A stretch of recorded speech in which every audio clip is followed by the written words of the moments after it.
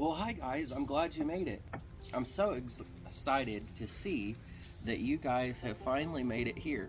I'm hoping that this is going to be the first introductory video into a series of videos on here on Rumble and probably on YouTube, just for the fact of views, where I am able to go into firearms content, fishing some probably, and outdoor exploring in general.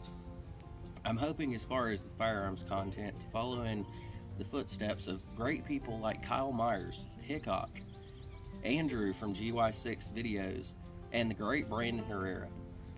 I'm hoping to go and cover videos that you guys, my viewers, are especially interested in. It can be everything from stuff like the Taurus handguns, or we're going to go into some of my personal collections starting out until we can get other guns on hand. But remember, all of this is dependent upon you guys as my viewers, both in your financial contributions and what you guys are willing to do as far as group participation. Now, here shortly, we're going to jump into the range portion of the video. All handguns and rifles for future content will be checked for the dead portion of the video. The place where I'm using my videos and filming them has already been used for firearms content in the past, except none of that has been recorded. We've shot here on this property for a long period of time, and in so doing, we know it's completely safe. We're following all the rules of firearm safety, in which there's a backstop in place. We're firing in a safe direction. We know our target and what's beyond it.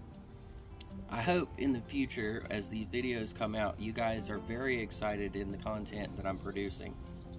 And I will see you in a few moments in our first actual video. Hello everybody, it's Conservative Wolf from X, and welcome to my first official video. I asked y'all what y'all wanted as far as the first firearms content on my page and on my series to be.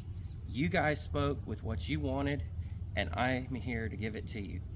So today we have M45A1 clone from Tisas, also known as the Raider. Many of you may know the history of this firearm, but some of you may not, and I'm here to talk about it. First, we're going to show clear. Lock the firearm back. There's nothing in the chamber, nothing in the magazine. Firearm is clear. So, back in the 2010s, the Marine Corps was using something called the MUSOC pistol. The MUSOC pistol was a customized handgun on the 1911 platform, built specifically by Marine Corps armors for Marine Corps Special Forces. The Marine Corps kind of wanted to get away from that. A lot of their Colt 1911s were aging. They were not in the best condition, so they went and put out a contract, and Colt ultimately won that contract. Unfortunately for a lot of us on the civilian market, those firearms, whenever they did get decommissioned, had a price tag starting out at $2,000, which was major cost prohibitive to people like me and some of you. So years later down the road, Tisas, a Turkish manufacturer, came out with this 1911, which is almost identical, clone correct, to the original Colt. Fortunately, these things are coming in at somewhere between $700 to $800, which is super affordable for a good quality 1911 with a rail on the bottom. Unlike the original M45s, this is a true 1913 rail. Those M45s had a lot of issues getting parts and accessories because of the fact, for whatever reason, Colt went with a proprietary rail system on those. Today we're going to be doing a couple shots with it. I've got a couple magazines loaded up, and you guys are going to see that in a few minutes.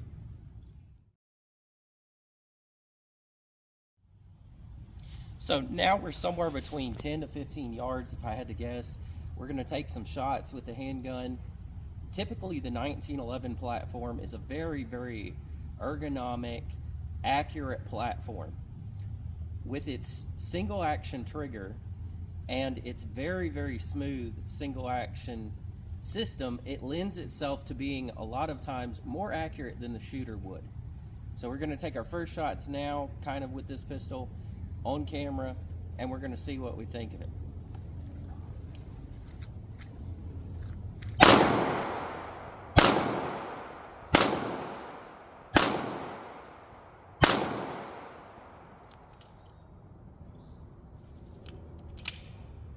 So we got a little bit of a malfunction. Firearm locked back. I don't know if I was riding the slide release or it just locked open, but we're gonna go ahead and finish out the magazine.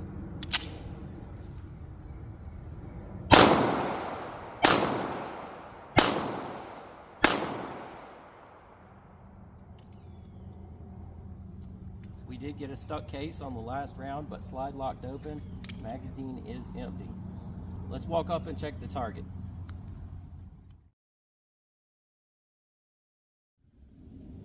So from that range, you can see we were all able to get all 9 shots on the paper. This is a new handgun. I haven't had it sighted in or the sights adjusted to me. It's hitting a little bit to the left, but with a little bit of Kentucky windage, we can hold a little bit farther right, which I did on some of the later shots, and get a better view of the target and get more accurate shots on paper. As you can see by the target, it is grouping fairly well. You have about 4 shots there that are within a couple inches apart. I think once the sights get adjusted a little bit more for my usage, you'll see that accuracy really get drawn in. Overall, this is a firearm that's had a little bit of a hiccup starting out the gate. The Tisas Raider, whenever it was first released, ended up having a user recall or an owner recall from the factory, but that's not necessarily uncommon. You see that happen sometimes with very, very well-named brands like Smith & Wesson, H&K, and numerous others, where they have owners send in their firearms and actually go through a update on the internals of the pistol. This one did go through that.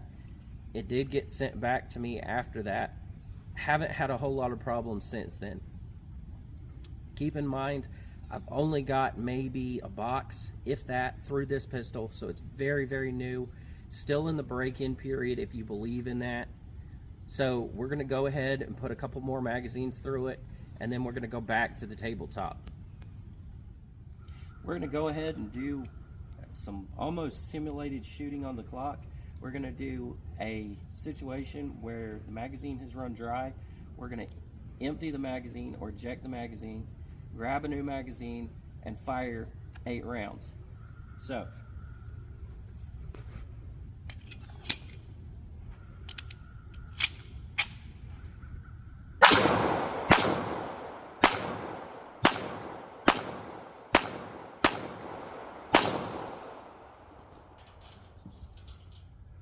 we did get a malfunction, and if she pans the camera over, we're gonna see our backstop on the target that was holding up the target did end up falling over.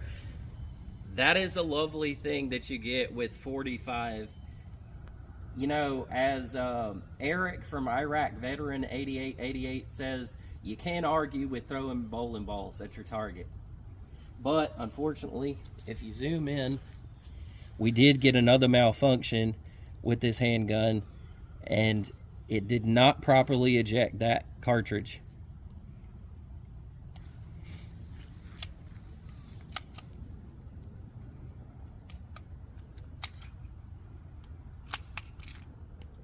So let's go down and check that target now that it's been reset together, and look at the accuracy that we got out of that last string of rounds.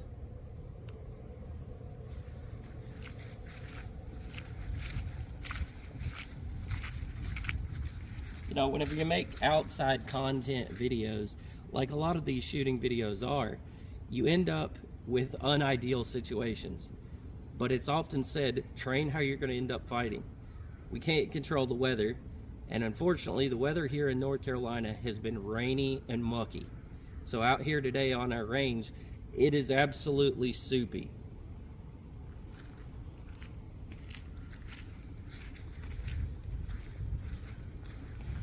So as you can see from our target, with a little bit of user correction, the shots have been pulled from the left more so over towards the right.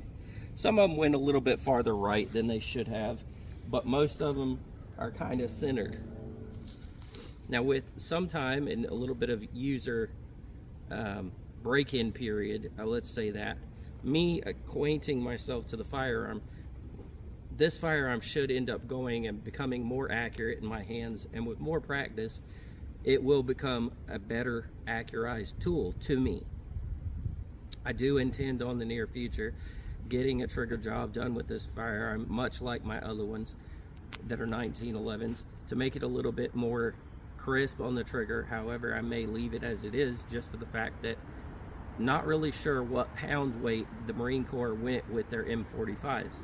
So perhaps to stay more clone correct, we'll go with that. But we're going to take about 8 more shots, and then we're going to go back to a tabletop.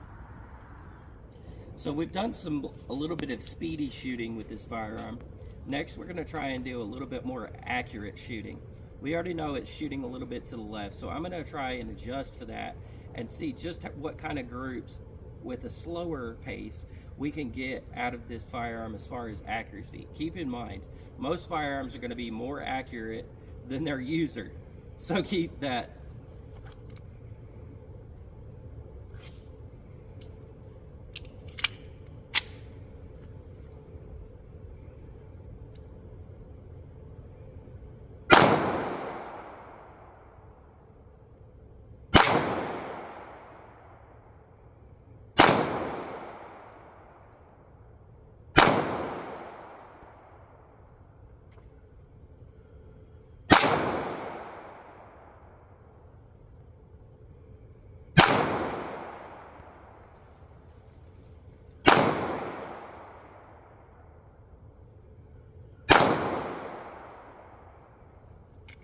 So on those last couple shots, I tried to go and hit the spinner we have downrange. You may or may not be able to see it whenever we pan over there.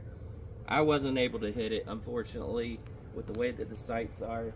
Spun the target a little bit. Like I said, the sights on this haven't been adjusted to me.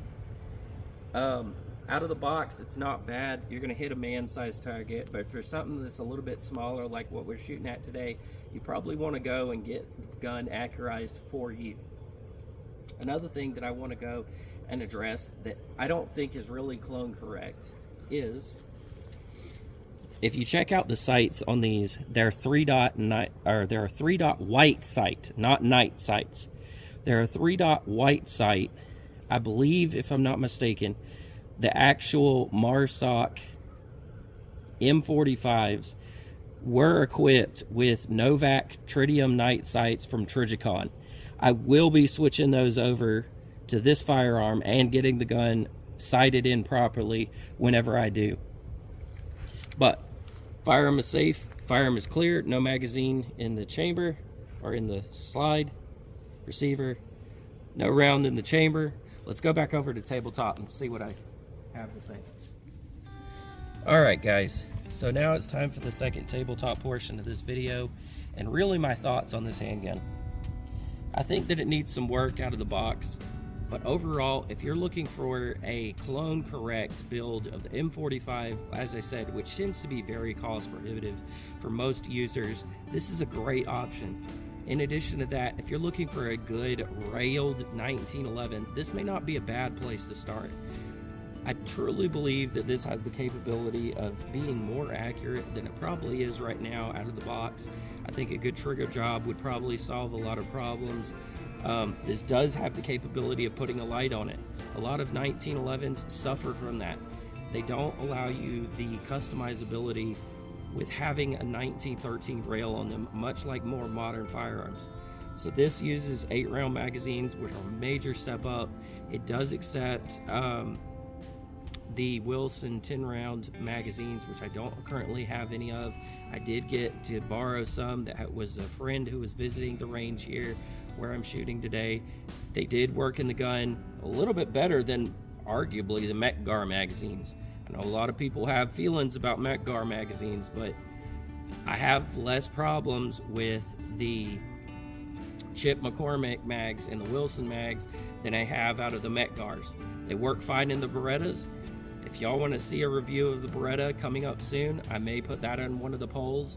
We're going to have a new poll up very soon.